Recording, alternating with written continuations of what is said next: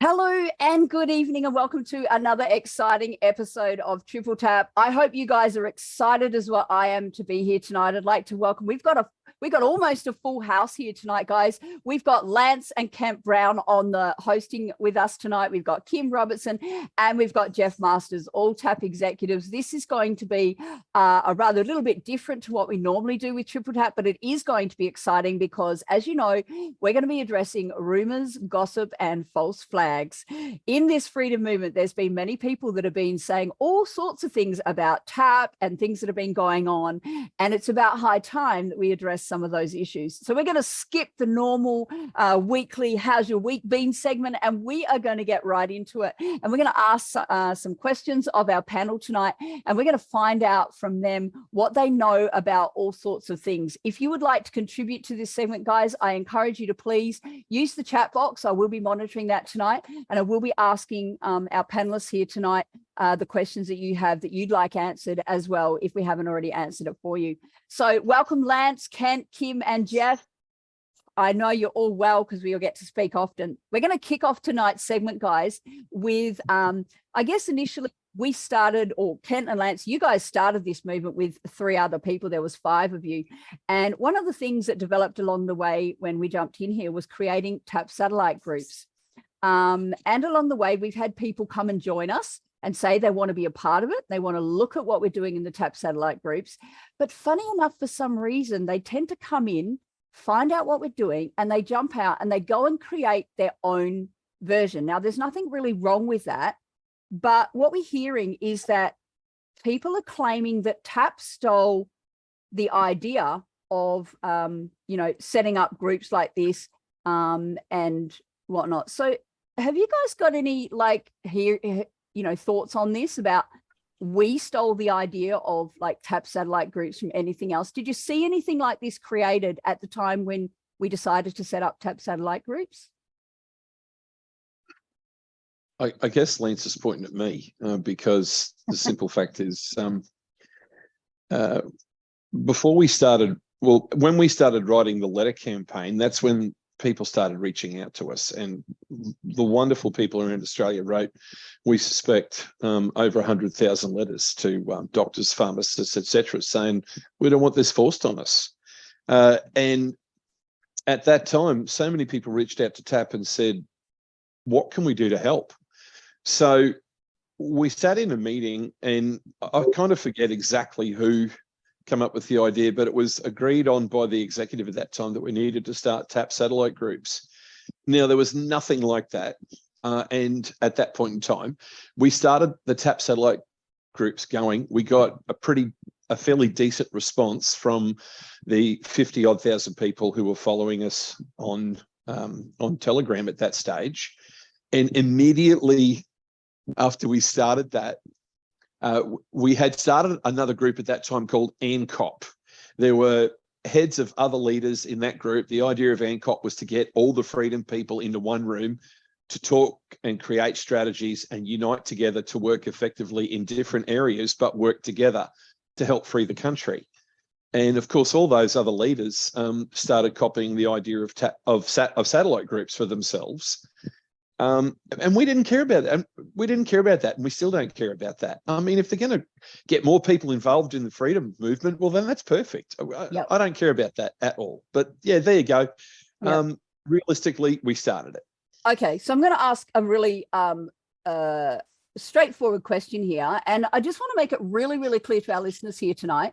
This by no means is going to be, this is not meant to be and not aiming to be a name and shame and blaming and accusatory accusatorial is what I'm attempting to say, against any other movement or person or anything like that. But we do need to address the rumours that some of these people have been saying against TAP. So I'm going to be really blunt here. And while we're talking about TAP satellite groups and things like that, we had somebody come in and want to then take that idea away and go and start up their own. And now they're claiming that TAP has stolen the idea from them. And that person is none other than Darren Bergsworth, who set up My Place. Now, as you guys know, we've had Darren on our Triple Tap interviews twice now, quite happily promoting My Place. And we had no dramas with My Place whatsoever. What have you guys got to say about people who come in and say that we stole their ideas in that regard? Look, copying something is the highest form of flattery, right? Lying about counterfeiting something is the worst form of deception because it's a betrayal. And Darren's betrayed my friendship. There's no two ways about that. And I'm not interested in hiding that anymore. I've supported Darren. I've promoted My Place. I've gone to talks with people and I've encouraged the people to join My Place if it's in their area and they're happy. My Place offered a structure for people that wanted a structure. We didn't want to encourage a structure, but I'm going to go back over something that Kent said. We never started the TAP satellite groups. You guys did. True. And that's the truth. We saw them constructing themselves and said, have a look how cool this is. People want to organize themselves into community because that's a natural human instinct to find your tribe. Yeah. And that's what happened. So I can't say I take any credit for the construction of satellite groups. And I think it's an amazing thing. That's why it's hard to copy. Because we weren't telling anybody what to do. We were just out there doing our thing and people said, this is what we need to do. So that's organic. What My Place is trying to construct is a top-down model. And I don't know if anyone's noticed, but our government is a top-down model. Oh, and surprise, surprise, all these guys are trying to get elected. Right? Can you see the pattern? Yeah. We should not repeat these patterns, guys. They're dangerous. And I remember when I joined you guys before I was invited in onto the executive team as well. I remember one of the first things when I saw you, Kent, speak and everything, and you were forming these things, I was like, yes, I want to do one of these TAP satellite groups over here in Western Australia. So that's kind of where I started with the journey with the Australia Project, was setting up multiple TAP satellite groups in the West here, and find myself now looking after a multitude of groups all around the country. So it is exciting the way it's developed. But it's very disappointing to hear that people claim that we copied their ideas, which we didn't.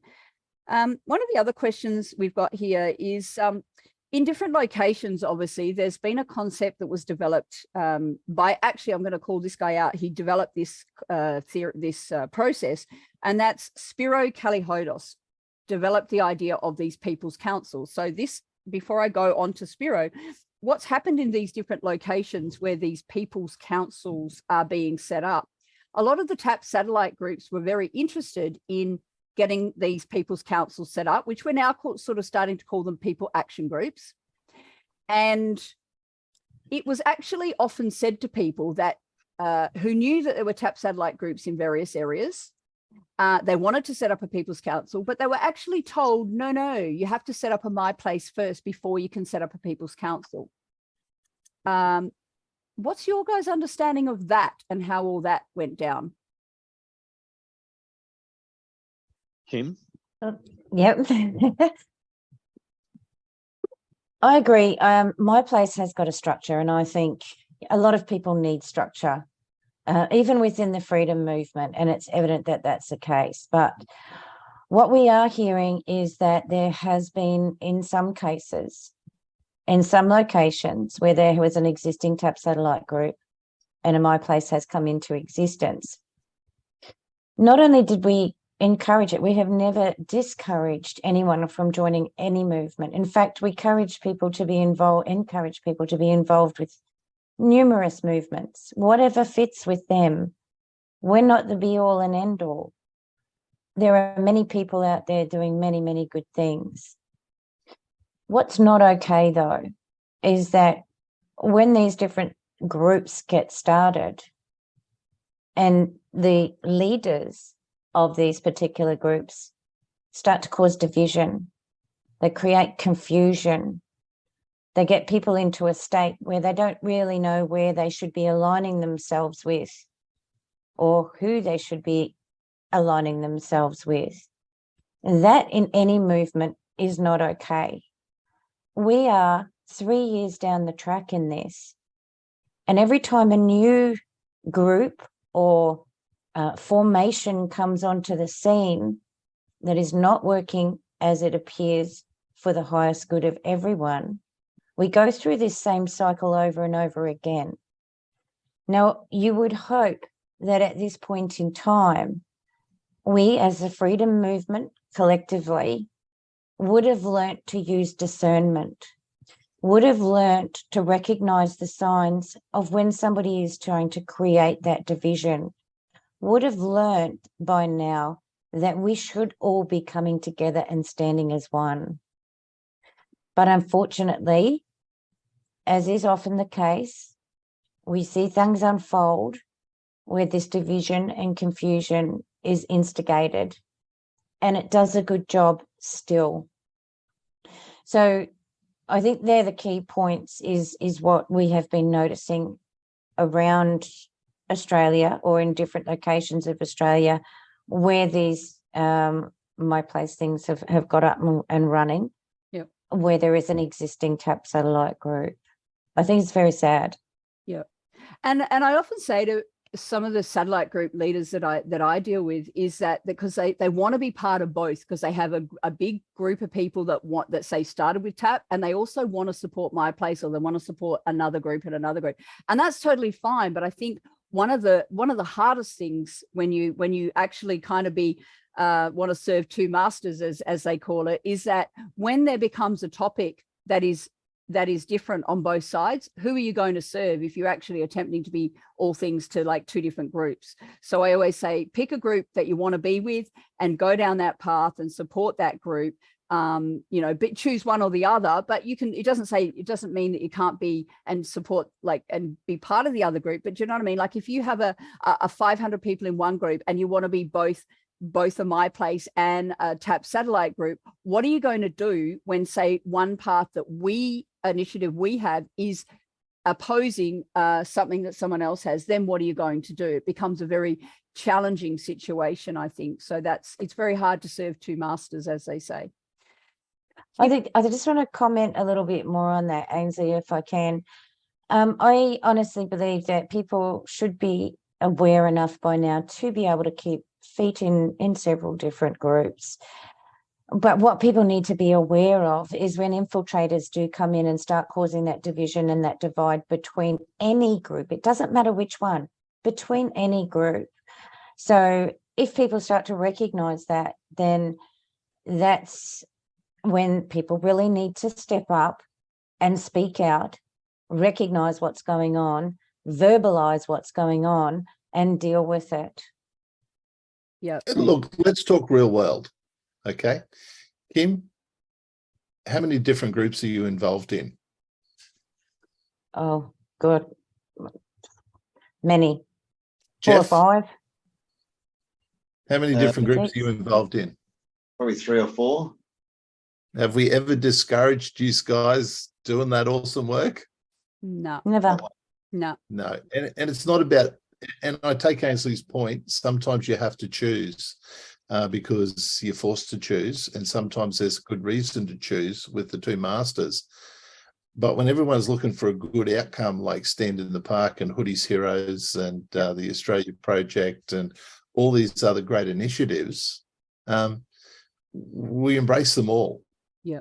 That's why we started. To start NCOP was actually my idea, to bring all the freedom groups together for a management meeting and decide a strategy. Now, I can tell you what stopped it from happening was ego in the big players, because it was ego and money. right? It was all about the money. Now you look at, let me pick on my favorite guy to piss off, is that loser with the PTSD. A1 is a business. It's registered as a corporation, okay? If they make profit, they will pay tax. He's stuck in the system. They have membership. They take donation. It's not free. It's not freedom. Okay, it's a corporate structure. It's exactly what we're trying to escape. Make no bones about it. That's a bad setup, and the optics are even worse. So I would, while I'm not going to slag out freedom groups, they're not a freedom group. They are a political party, just not registered. But they operate like, well, they operate more like a dictatorship from what I'm told, but there you go. Now, Ricardo Bosi was in Shepparton, and he said, and this is only a couple of months ago, and Darren Bergsworth was up there and they were promoting My Place, and he said, no one has ever created anything like My Place in Australian history, and he knows about the Australia Project. Ricardo hates us, and I'll tell you why. Because we're outside the purview. There's no corruption, there's no money, and he can't work out why a team of awesome people like all of us here would want to try and save Australia without any direct benefit. See, he's after a direct benefit. He wants to get into politics, right? He tells you that in the talks. He says, when I'm in power, when I'm in government, when we're in government, when we're in power, that tells you all you need to know. That's no different to the system we've got, and it doesn't work. And if people think it's going to work, you're going to be bloody disappointed. Can I add something to that? Yeah, go ahead, Cam. I'd just like to say, and I'm not differing with anything that anyone has said. I've got friends in all these groups. Got friends in a lot of them. I'm working together in the little town that I live near, Boona in Queensland. Go Boona, with heaps of groups. We've got people who are fighting the fire ant spraying subcontractors. We've got Awake Boona. We've got Stand in the Park. We've got, oh my goodness, the groups are all over the place. And there's people from A1, and there's people from Reignite Democracy Australia. There's people all over the place. We get together, we create our community.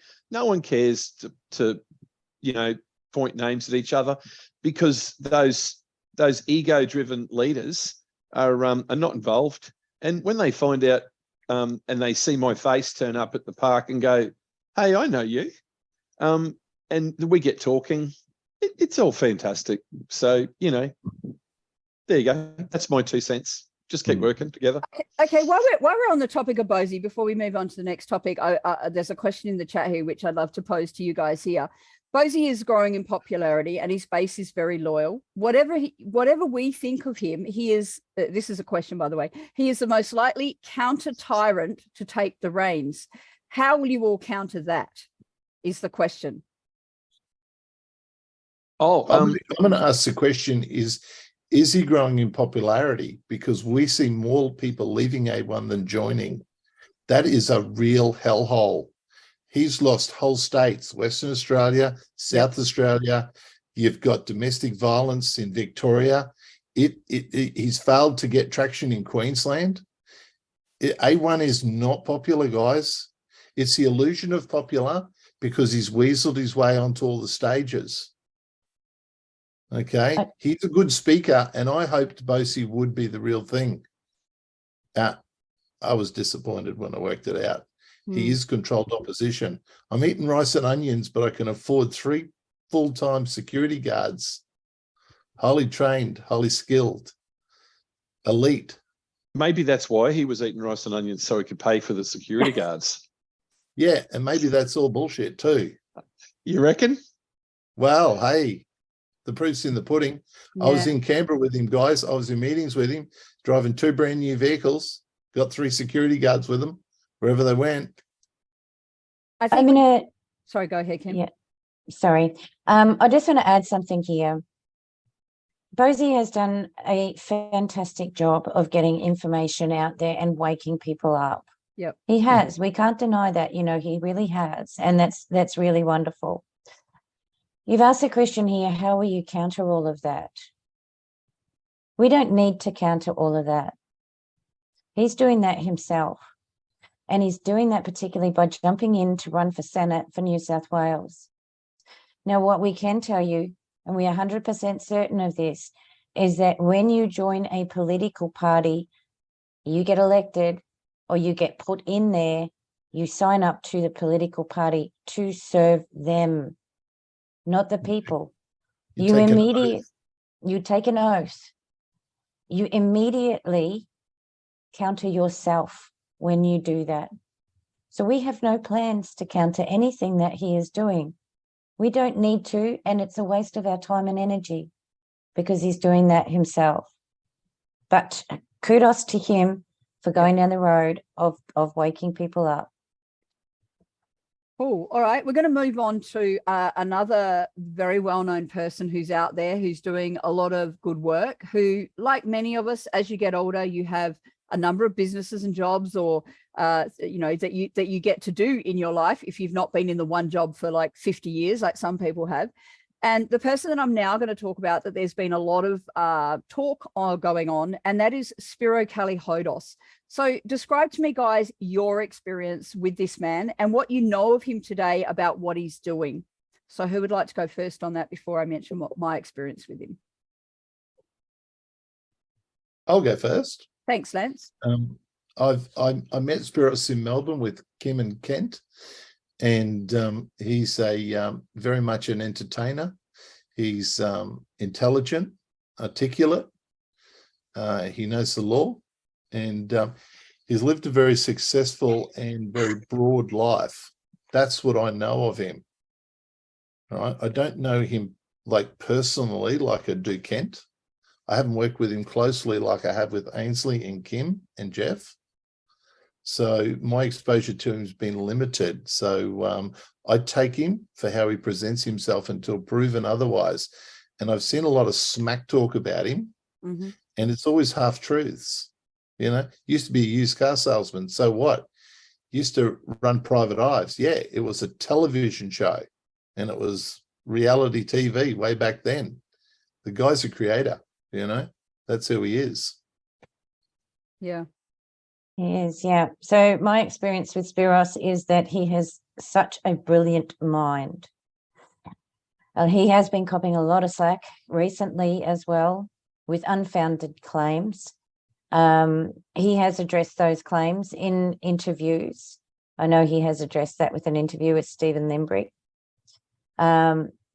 He explained everything that people are saying about him. Now, I have worked with Spiros a number of times. His knowledge is phenomenal on the Australian Constitution, how we got here, what they've done, and how to counteract that. In fact, I'd like to plug into his head and download it into mine. I agree, Kim. His knowledge is just amazing. So, yep. So that's my experience of Spiros. And he's still soldiering on.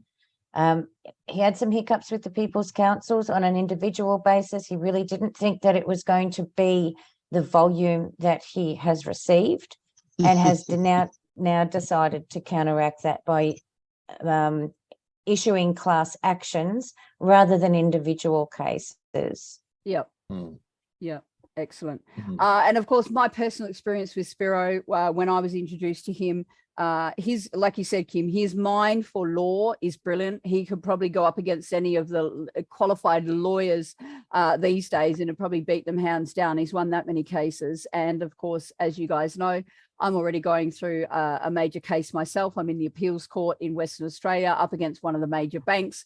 And some of the strategies, just to give you a bit of an idea, I'm not going to go into that, but like 18 months ago, when I started this case with a small group of people, they were very skeptical about my chances of even like having any wins in the court up against the banks because of the strategies that we were using, which was way before I met Spiro. come down the track 18 months later, and the amount of stuff I've learned to do with equity and trust, and then throw Spiro into the mix, and the actual case itself has literally completely 180, and the strategies that we're now using, even the guys that saw my case before were a bit doubtful. Now they're like, you have a good chance of actually being heard now in the appeals court. That gives you a super amount of confidence that the people that you have on your team are the right kind of people who've got the right strategies. And we've got more strategies coming if that doesn't work, but to have that confidence to go in and know that these are the minds behind going up against, you know, the validity of the laws that these people rely on and things like that is just absolutely brilliant. So I'm with you, Kim. I think he has got an extraordinary mind. I thought there was something a bit different about him when I would hear the stories that he tells, and he tells a lot of strategy in the way of storytelling.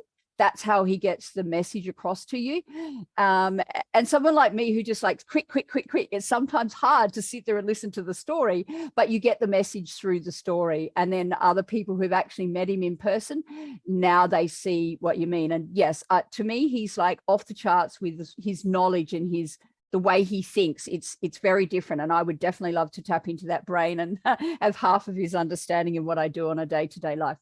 Now that brings me to the next question about another person that he's working with that you guys all know, and that is a gentleman called Jagamara. And the unfounded rumors that have been going around about Jagamara, that he's not a true Aboriginal or original, and he's not really from the tribe who he says he's from. Now, you guys have had a lot of time with Jagamara. I know you guys treat him as a brother.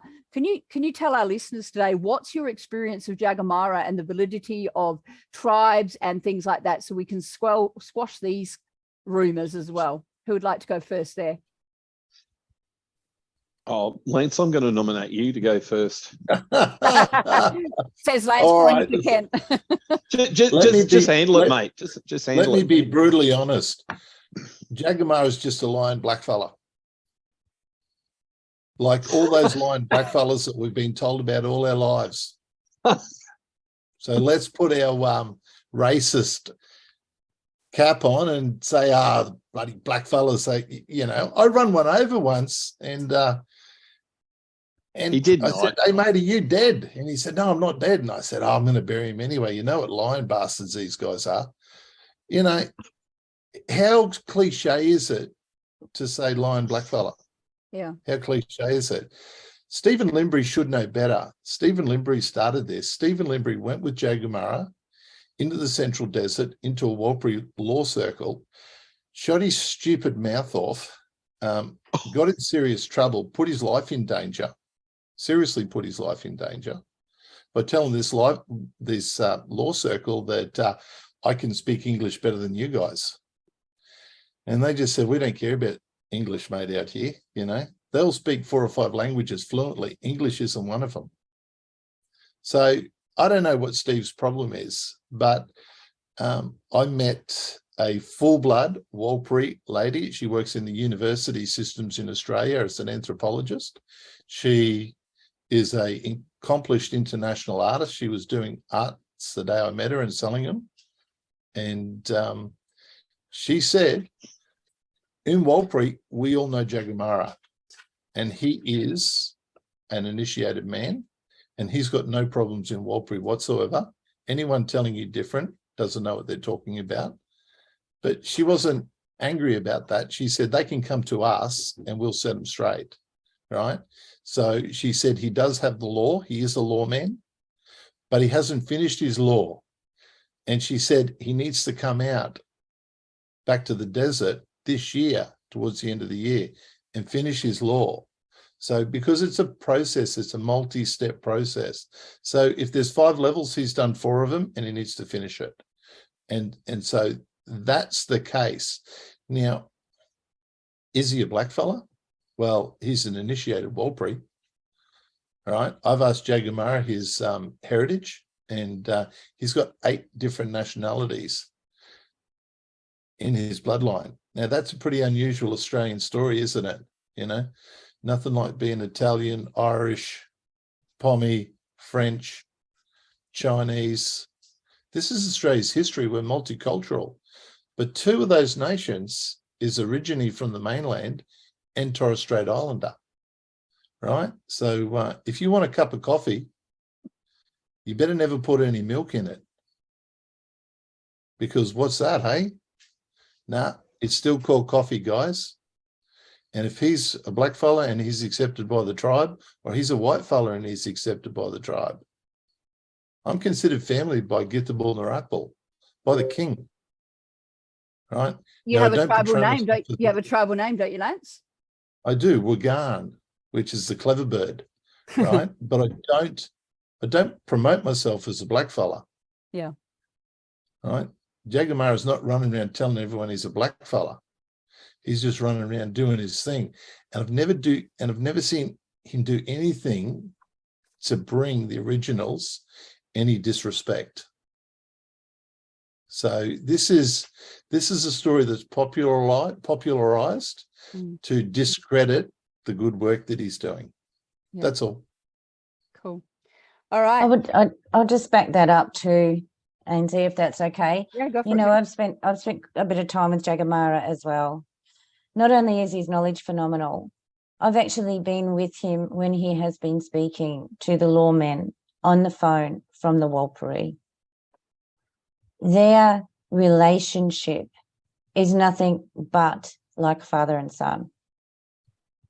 So anybody that says differently is somebody that hasn't spent time. It comes back again. Don't believe everything that you hear. Question it, because there's a lot of stuff going around right now. Yeah. Yep, definitely. All right, let's moving on to our next topic, because we're not even halfway through yet, guys. We're halfway through the call, but we're not halfway through the topic. So our next topic, we're going to move on to a gentleman called Carl Leibold. I know we all have nicknames for this gentleman, but we'll leave the nicknames off for it for now. And Carl, one of the things that we've heard Carl say in videos or, Zooms and things like that he does is that TAP offered him $200,000 and a bus tour around Australia, which he claims is funded by the UN. Is this true? Okay, and you're laughing, Ken, so I'm assuming that it's not true. It's just a funny joke. Would you like to enlighten us? Did either of you offer Carl $200,000 in a bus tour around Australia? And look, is it funded? It's a massive stretch. It's a massive stretch. Okay, so look, I'll talk. I want to give you that absolute truth without any exaggeration about Carl Leibold. Look, hang on. Can we clarify something? Yeah. Is that his middle name? Maybe his parents knew something when he was born. As in Carl Leibold, yes. Is that it? Is that how it's? I think it's Leibold or Leibold. It doesn't matter. Oh, right. Okay. Yeah, I don't know. Leibold. I don't know, and it doesn't matter. Look, I met with Carl. I spoke to Carl. Lance also spoke with Carl. I'm in charge of media for TAP, so I went and met him at a shopping centre, bought him a coffee. He was pretty down on his luck. It was his idea that he had worked out how to put himself in a show and get in a bus and drive around Australia. No one ever offered him $200,000. Why would he say that, Ken? Why would he? Because that's a straight up fabrication. So he said that he could put the show into a bus, drive around Australia. He'd worked out a way for it to make money. At that stage, I said, that sounds like a fantastic idea. Let's get Australia behind that and see if they will donate to it. We could probably get Australia to donate to something like that to help wake everyone up. And I suggested at that time, who knows how much money we could raise to go towards that. He was never offered the money. And at that time we were thinking we might raise $100,000, $200,000, $300,000 through like a GoFundMe type thing.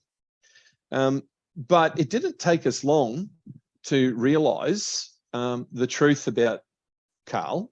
And it also didn't take us long. In fact, it took Lance about 30 seconds to say, Kent, there's no way that tap is going to go to the Australian public, and ask them to donate money to that. And I said, let's talk about it. We talked about it. The executive agreed. It was a stupid idea. The whole matter stopped there, right then and there. Anything else after that is a complete fabrication. Okay, so there is also, Ainsley, if I can tell another story about Mr. Leibold. yeah, Then Dave Guru rang me and he said, look, this guy's a bit down on his luck. He's got a daughter with special needs, and he's getting kicked out of his house on the Sunshine case. Is there anything you can do to help him? And I said, look, I'll ask around. I'll see. We've got a big organisation. I'll put the word out, right? I then spoke to Carl because we had a common interest through a mate in Melbourne called Ivan, who's a bit of an expert on the Magna Carta. And Carl said, look, we can kickstart a radio. Now, Dave Guru can confirm this because they wanted to start a radio. And I said, yep, no problem. How much is it going to cost? And he said 160,000. And I said, if we're going to start a proper freedom radio in Australia, you'll raise that money in a week. Right now, it wasn't a TAP initiative. It was just something we thought would be really fantastic. We'll put our money behind it. That was the last effort. And I rang Dave several times and said, what are you doing about starting this radio station? You know, we want to get it going. Nothing. Crickets. And if I can add to why there were crickets, Carl called me with Dave Guru, and they specifically asked me if I'd ever had anything to do with the Masonic Order, because according to them, they'd received intel from someone that I had been a member of the Masonic Order. But anyway, that could be jumping ahead. Yep, you are jumping ahead. We will get to that question. So I'd like to know, in one of Carl's videos, I recall hearing this, he talked about, and his words were, I believe, were, there was a lower rated TAP person that spoke to him in relation to these claims. Does anyone know who this so-called lower rated TAP person was in this claim? Was that? Yeah. I am an inch shorter than Lance in real life. When Lance stands up, he's an inch taller than me. So I am the lower rated person. That's a Leibold. Because you're 2 inches shorter, brother. I am 2 inches shorter than Lance. Right. 2 inches shorter than Lance. There you go. I'm the lower rated person, Ainsley. Right. That's it. Okay. Well, I'm glad it's not me, Kent. So that's okay. So there's right. That's good. We're glad we got that sorted. When no one is lower rated here in TAP, we are all equal. But yeah, it's good to clear up these rumors that people say some lower rated person spoke to them about these issues. Now, the next big bold statement, that this is a big one, guys. I'm going to ask you, let's get serious here, because the next bold statement that he asked is, and said, that TAP is working with the United Nations, more specifically the UCLG, to invade councils to bring in the smart cities with the backing of the United Nations. Is that what we're doing? All evidence totally to the contrary. Anyone who's got two neurons to rub together and has any experience with TAP knows that's just a total fabrication. Okay, that's it. That's how. But it is a good idea. It's a good idea. We never considered it. We never considered it for a very simple fact. The councils have already been fully infiltrated by the UN, and they've been signed up to the Sustainable Planning Act for 20 years, guys. Hello, catch up. So is TAP being funded by the United Nations? Well, the answer to that's no. Define United Nations. If United Nations is our personal bank accounts, then that's how TAP's funded, guys. I'll tell you what, I don't even have a bank account, and that's the truth. Does TAP have a bank account? No. Does TAP collect any or raise any money? Nope. Has TAP ever collected or raised? When I do live talks, guys, can I get Jeff? Can I get Jeff to jump in here just once and say no, mate? Go for it. No, yes. No, I haven't seen any of that. I haven't seen any funds. I've never and that's what, when I joined with you guys, probably 12 months ago as a satellite, I only seen integrity and guys with a mission to make some change, some genuine change, to actually take action. So that's how I've aligned myself, and I've never seen one question about asking for cash at any stage, and we've run our satellite in the same way. So no is the answer. We'll And have I'm to going, get Jeff on a few more triple tap sessions. We've got to indoctrinate him into the triple tap way of interacting. You're doing a good job, Jeff, and we really appreciate you. Go ahead, Kim. I'm going to clarify this, right? There's very, very straight answers. No, TAP does not have a bank account. TAP is not an organisation. It is not registered anywhere. TAP does not raise any money for TAP. None of us, none of the TAP executives or satellite groups, well, I'll talk for the TAP executives because that's what we're talking about, raises or has taken any money whatsoever. None, zip, zero, zilch. This cannot be disputed. You can search all you want in any place you want. You will not find anything because it simply does not exist. That is the categorical answer right there. All right, so I'm going to ask one more question. Lance, I'm going to ask you a really big question. Yeah. TAP's involvement with the United Nations is a very hot topic right now. Yeah. Right now would be a very good time to set the record straight on what are we doing and why are these rumors floating around? What are we doing and why are we connected with these so-called United Nations rumors? Where do you think it came from, guys? Well, it came from people trying to sensationalize the truth. Does TAP work with the United Nations? No. Has TAP ever engaged in conversation with the United Nations? No. Has Lance Brown, as part of Githable Narakbal Yukum Yukum, engaged with conversations with the United Nations and dialogue? Absolutely. Absolutely. It's part of the process to be recognised internationally as a sovereign nation, that the United Nations recognises what you're doing and understands your structure. So first we've communicated with them our intention, and we've sent them all the proof to prove our claim. So that's the first interaction. Second interaction is we're under physical threat as Githable Narakbal Yukum Yukum, because we're a sovereign nation, and our scumbag government, both sides, bipartisan, has declared sovereign citizens as domestic terrorists. Now, we're a sovereign nation, as are lots of nations on the planet, but they have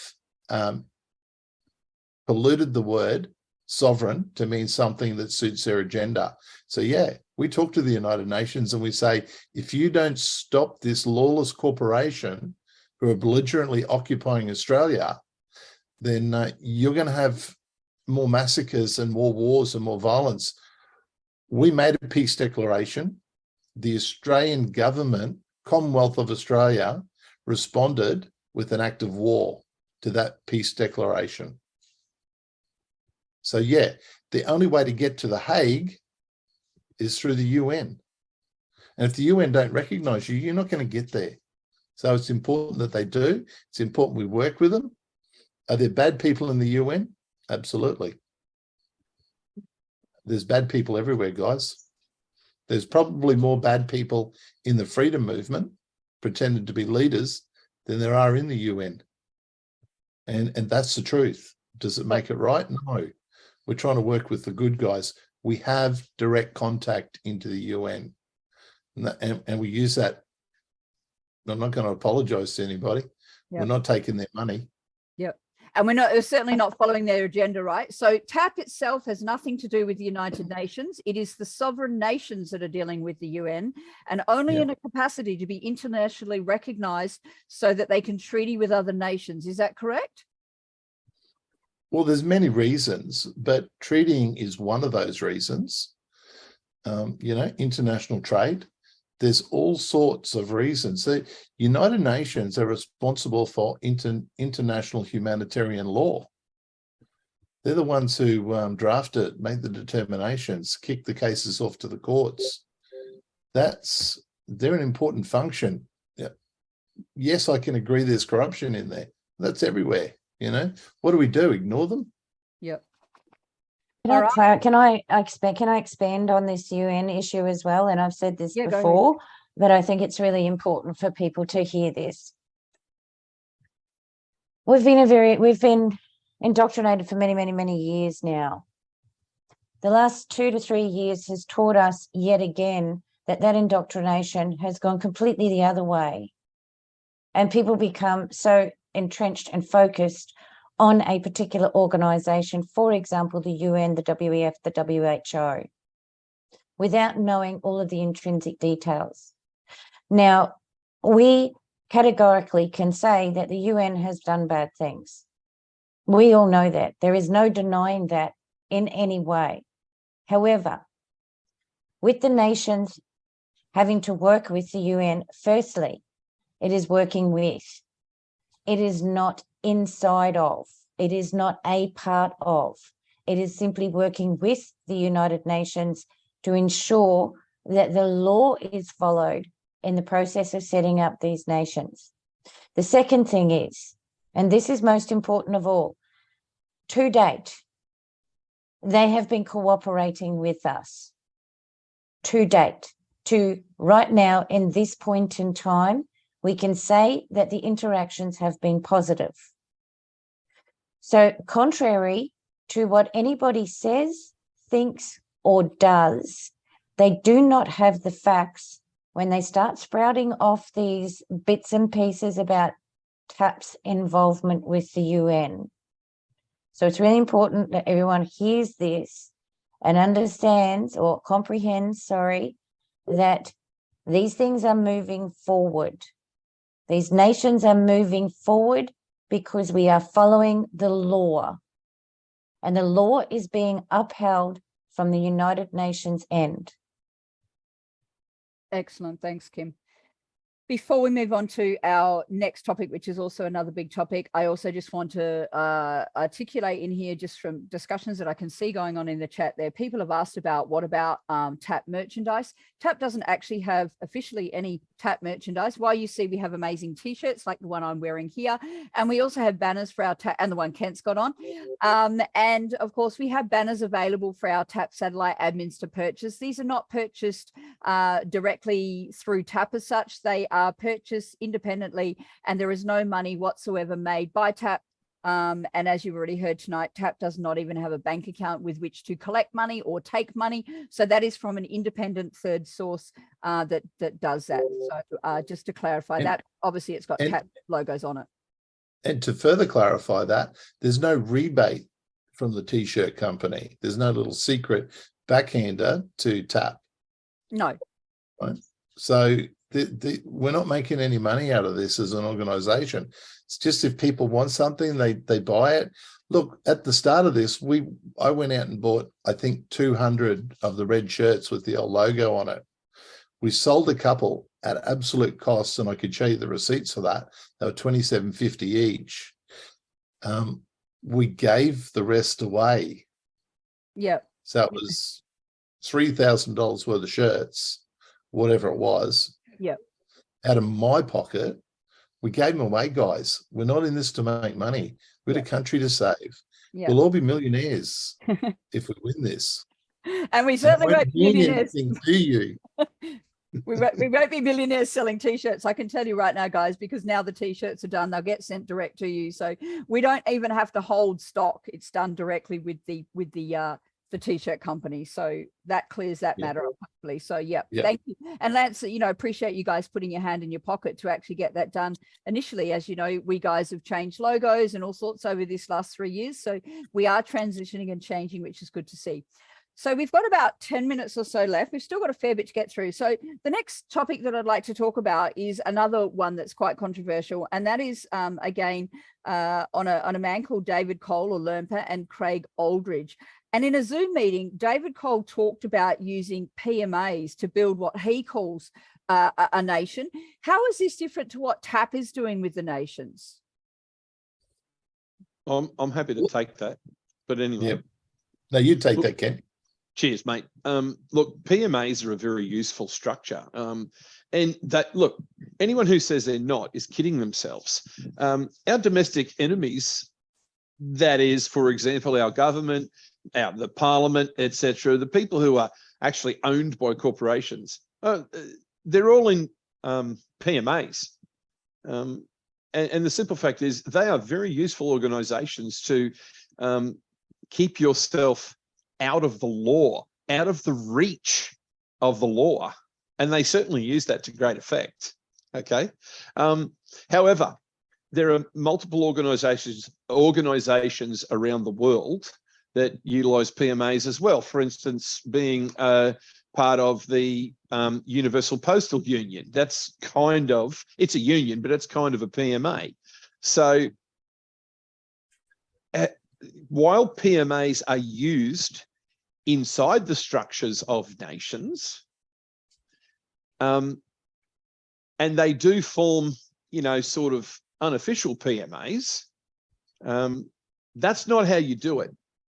The International Court, based in The Hague, it's inescapable. That is one of the arms of the United Nations. And if you are going to set up a nation lawfully and have standing on land and be first in time and first in law, if you do not follow those rules and stand up as a recognisable nation, it becomes quite difficult, or much more difficult for you to be recognised by other nations for trading purposes, for being able to stand up and say, hey, listen, we've created our nation according to the exact same laws that your nation was created under. And that gives us uniformity.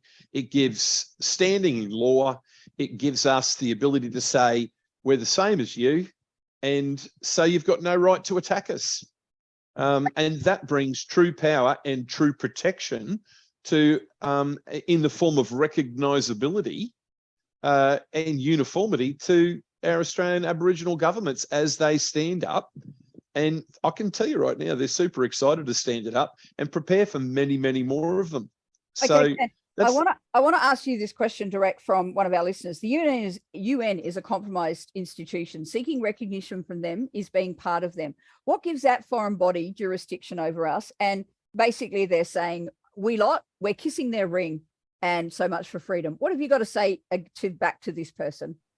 Right. I would say fundamentally that you've misunderstood the situation. The two words you're using are recognition and authorization. We don't seek authorization from the UN, and we do not need their recognition for us to stand up. But everyone, get your head around this.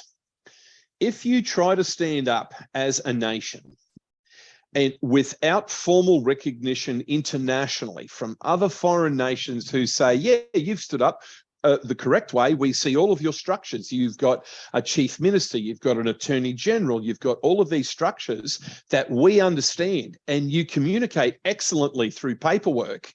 And we can communicate with you guys you see you've got the banking system, where you see you've got all of these structures. We can do business with you. We can do commerce.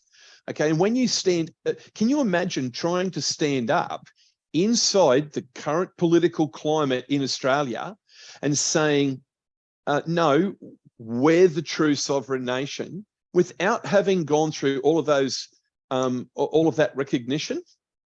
I'll tell you what would happen to you. It would be welcome to the Australian Defence Force prison, and Albanese would throw away the key. But when you stand up, as the Githable, Narakbal, Yukum have, when you stand up as the Yidinji have within a recognisable international framework, not because you need anyone to justify you, the Australian High Courts have already agreed and accepted and acknowledged the sovereignty of the Australian Aboriginal elders. That's all there is to it. There are multiple court cases in the Australian High Court. So we'll just leave that one alone, that they are the sovereigns of this land. That's indisputable. But when you stand up in a recognized format, you gain protection under the principle of recognizability in the law. Stand up without it, and you'll be eating bread and water through bars. Stand up with it, and hey, presto, that's a different ball game. Excellent. All right. So we're talking about PMAs. Will this provide the same level of governance like PMAs and sovereign nations? You know how the PMAs want to do that. David Cole is talking about building PMAs to do with their nations, and we're doing something different. Will the PMAs provide the same level of governance as what's TAP's doing with the nations? Look, I can't talk about TAP and PMAs because TAP hasn't got anything to do with any PMAs. What I can talk about is the Githable, Narakbal, Yukum, and the conversations that I'm having with the Attorney General of the Githable, Narakbal, Yukum government. So I'm having those conversations with Jason. Jason is a recognised expert in PMAs. He has studied internationally about PMAs and has learnt so much about PMAs from America, from the Universal Postal Union, et cetera, and he has used them to great effect lawfully. He is excellent at them, and he's advising the nation. We intend to use PMAs for a whole range of things. However, I'm going to say this.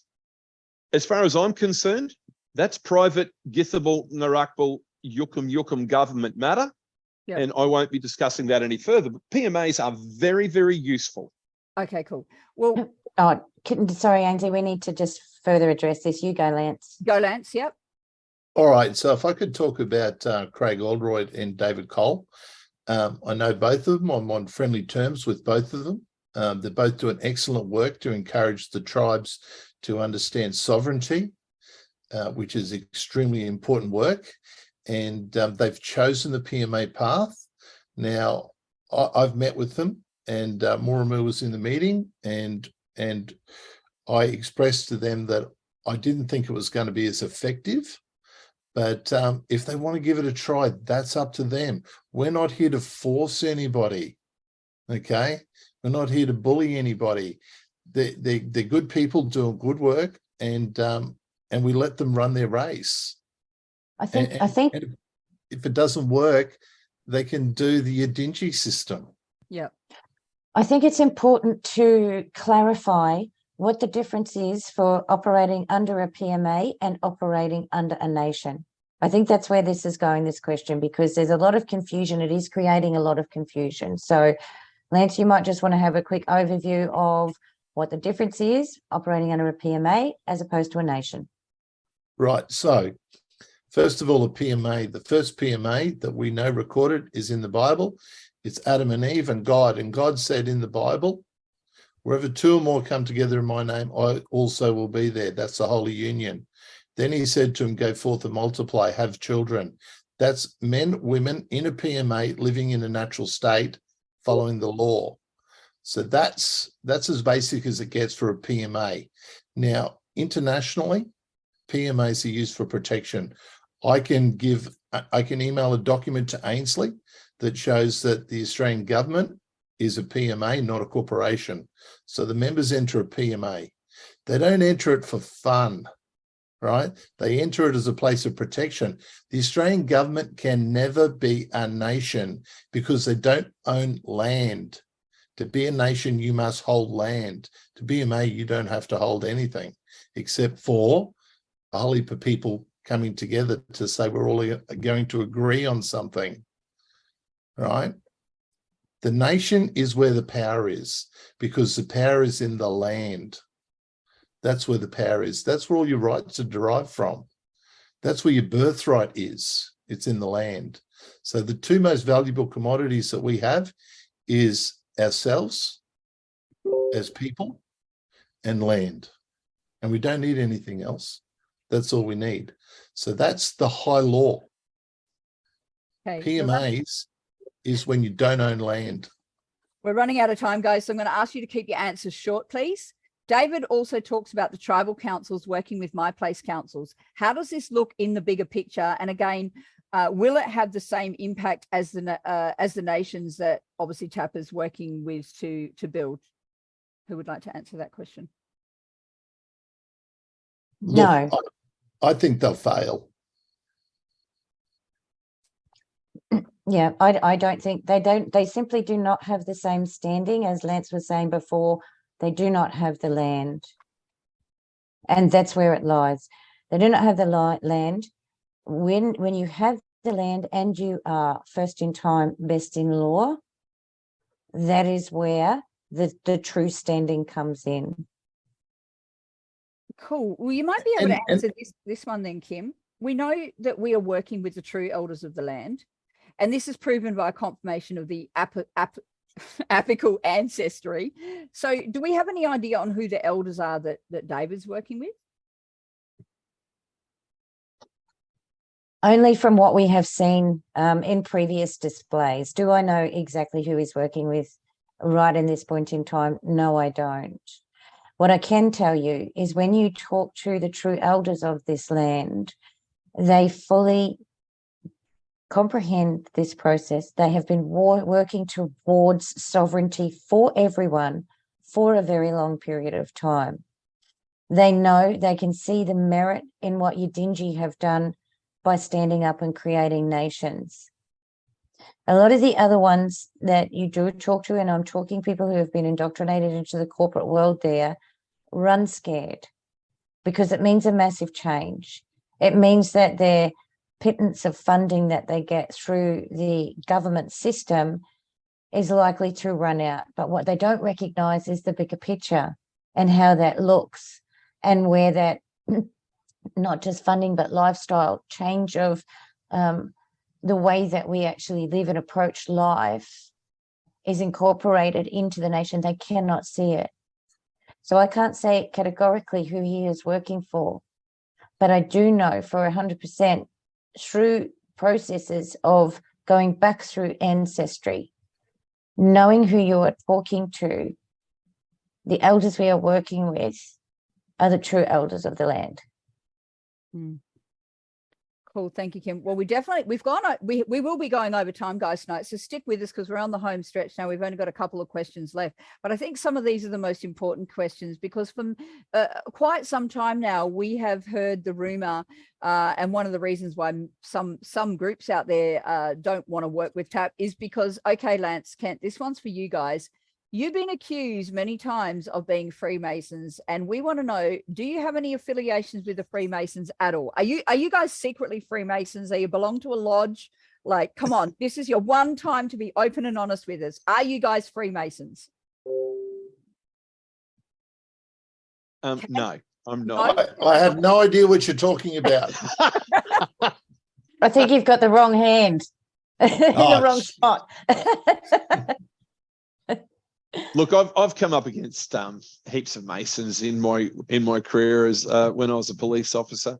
I can tell you right now, Queensland Police know that they're full of Masons, as do the New South Wales Police.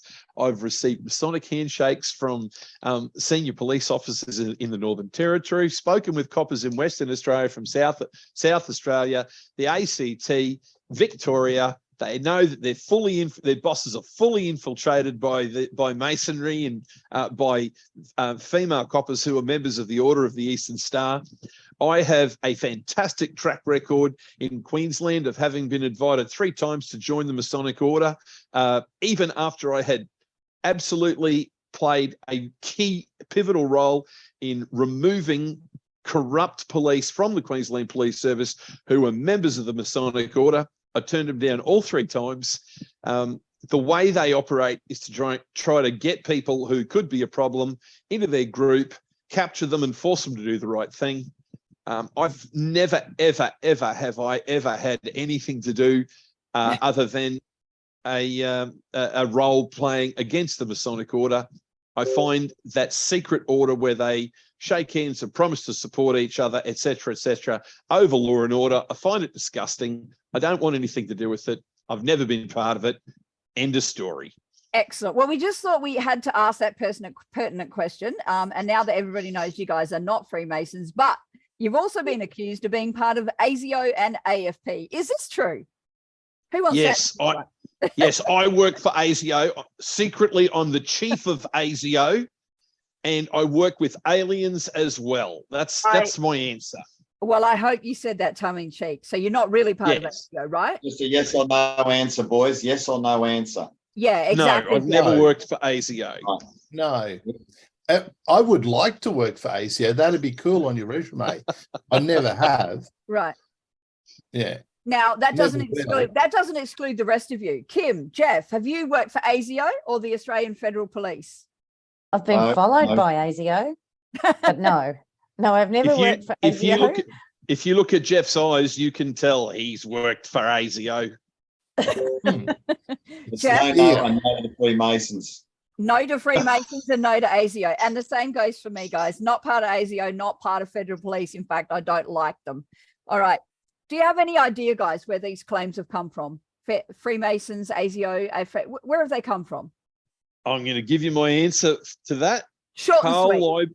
Carl Leibold told me in a private phone call that I should sue our friend who's in charge of A1 if he said anything about me being a Mason ever again. I said, I'm not going to roll in the mud with a pig. That was a private conversation. The other thing is I've received many phone calls after Mr. Leibold's shows from people who've been at his show, and they've called me and said, Kent, Carl Leibold spoke to me after his show, came down and spoke with heaps of us and told us that you and Lance are members of the Masonic Order. Now, that's information I received secondhand. I don't care about it. I couldn't care less. Carl, God bless, sir. Stay within the lines. I'm just here to do a good job for Australia. Okay. Has anyone ever brought any evidence? We always talk about evidence. Has anyone ever brought any evidence to you guys, to the table, out there, to any group that confirms that Lance or Kent or any of the TAP men are part of the Freemasons? Well, if you look really closely in the photo of Christian Mack, you'll see me standing behind him like that. Apart from that, no evidence. Look, there is no evidence. They'll never find any evidence. And the great thing about lies is lies are always exposed sooner or later. All the lies in history. You know, put your hand up if you think we landed on the moon.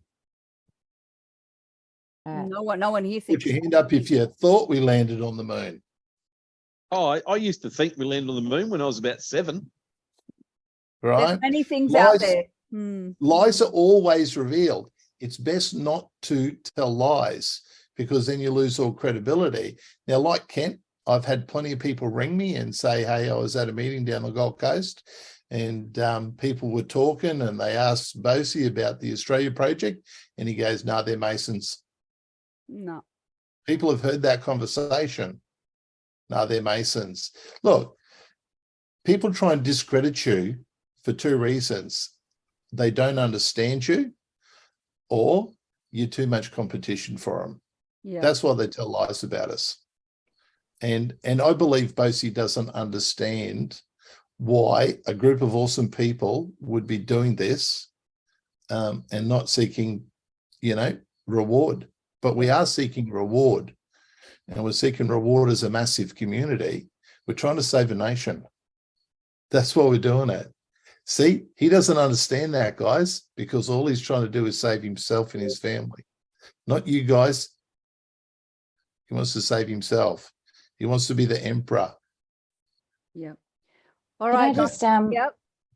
Sorry, I just wanted to address some things that have been going on in the chat here, and it's about the nations. And the belief here is that we are not giving freedom with the nations, and we're just going in from one system to another, and it's going to fail within 3 generations.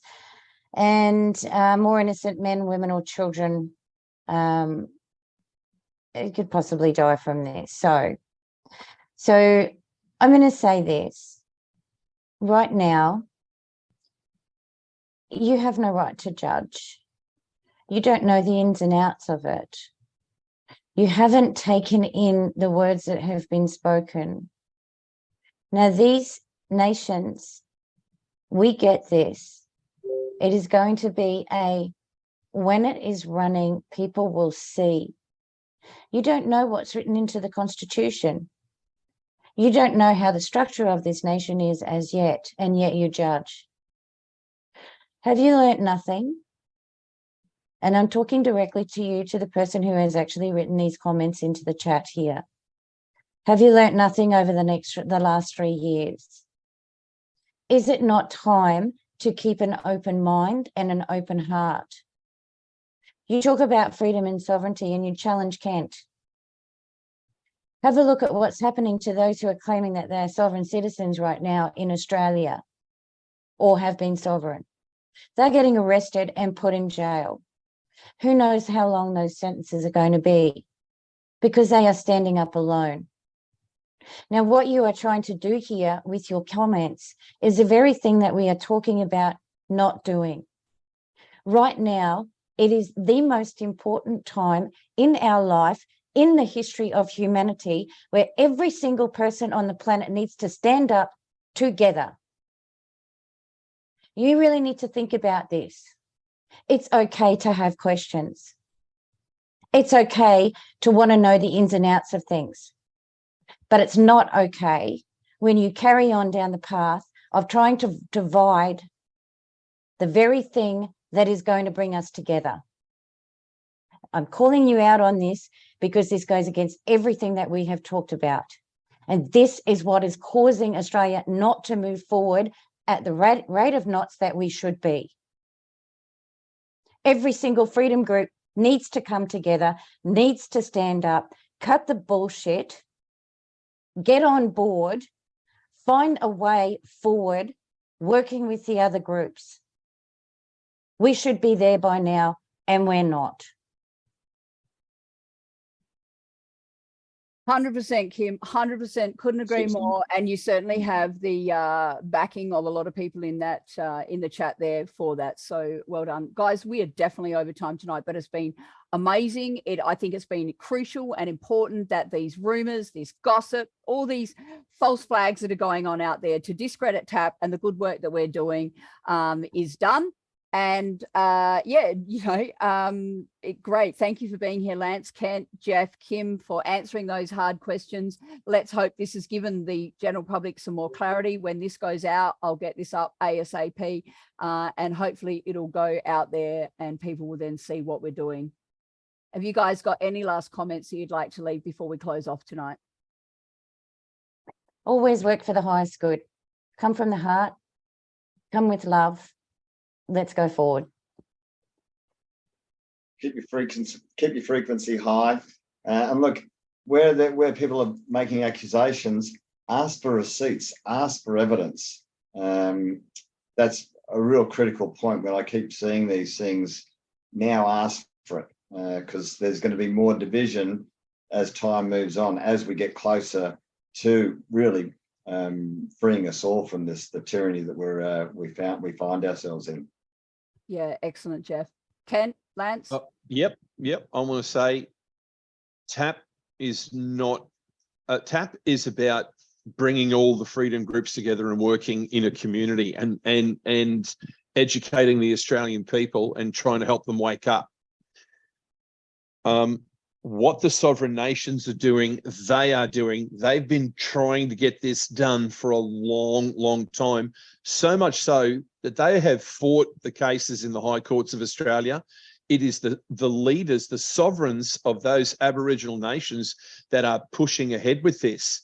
They're the ones who want to do this because they're the ones who've been advised by high court judges.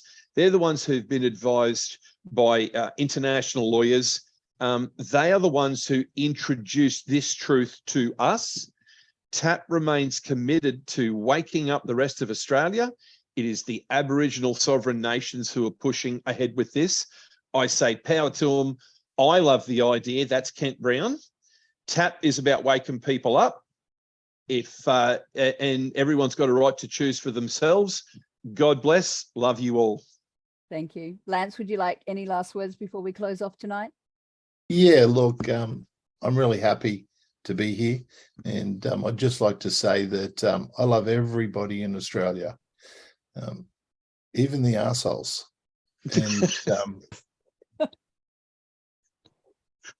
And we need to find forgiveness in our heart for Mm. those that trespass against us. We need to move forward. This is a special time. This will only work now because of where we're at. And if you don't like your fellow men and you're not interested in living in peace and harmony, there's plenty of other countries that like that sort of behavior. So feel free, you know, we want good people here, and I'm excited about our future. Thank you. Excellent. And I'm going to finish on this great little thank you, Yvonne. I'm going to call you out for this, what you put up there. As we move out of tyranny, if you don't take personal responsibility for your thoughts, deeds, and actions, you will be forever lost in the desert. So no true words are spoken. So thank you, Yvonne. That was perfect timing. Absolutely Dropping that into the chat. Bless you, sister. Thank you, everybody, for joining us. I hope now that we put these rumors, gossip, and false flags to bed, and we can move forward more powerfully, helping finalize all these nations that are coming up the back straight. We look forward to obviously introducing more and more as the year goes on. Thank you all for being here. It's a pleasure being part of TAP. Lance, Kent, Kim, and Jeff, thank you all so much. You're like my new family. And thank you, every one of you, for sticking with us and for hearing us out and for allowing us to share with you our thoughts, views, and points on all these rumors, gossips, and false flags that are going out there. In everything you do, use the discernment, look with an open heart and an open mind, and do your own research, find out things for yourself, and don't just blindly go ahead along and believe what other people tell you. Find out for yourself, and let's give the power back to the people. So thanks very much. We'll see you next time on Triple Tap. Bye for now. Thanks, Bye guys. for now. Much love.